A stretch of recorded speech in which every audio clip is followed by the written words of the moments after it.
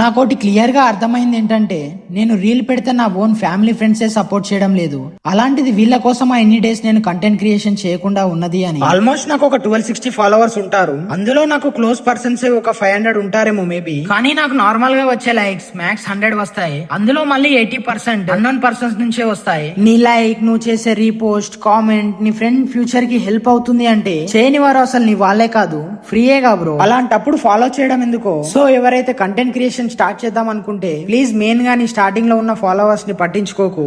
వాళ్ళు చాలు నిన్ను డిమోటివేట్ చేయడానికి. నాకు ఫాలోవర్స్, లైక్స్ ఫస్ట్ ప్రియారిటీ కానే కాదు. అండ్ నేను ఏ వీడియోలో కూడా లైక్ చేయండి, ఫాలో చేయండి అని అడగలేదు. అంతెందుకు ఇంతవరకు నా ఫ్రెండ్స్ నే అడగలేదు. ఫైనల్ గా నేను రియలైజ్ అయింది ఏంటంటే ఎవ్వరు నిన్ను పట్టించుకోడు. అంత టైం ఎవ్వరికి లేదిడా. అందరూ వాళ్ళ వాళ్ళ పనిలో బిజీగా ఉన్నారు. ఇక నార్మల్ మన డే విషయానికి వస్తే మార్నింగే లేచి కొత్తగా తీసుకున్న రూమ్ అంతా క్లీన్ చేసుకున్నా. ఫస్ట్ ఆకలి అవుతుందని ఓట్ మీల్ చేసుకొని తిన్నా. డిన్నర్ కి బెండకాయ కర్రీ చేసా. ప్యాక్ చేసుకుని కేఫ్ కి స్టార్ట్ అయ్యా. ఈవినింగ్ వర్షం పడింది, వెదర్ చాలా బాగుంది. కేఫ్ కి రీచ్ అయి పెండింగ్ ఉన్న వర్క్స్ చూసుకున్నా.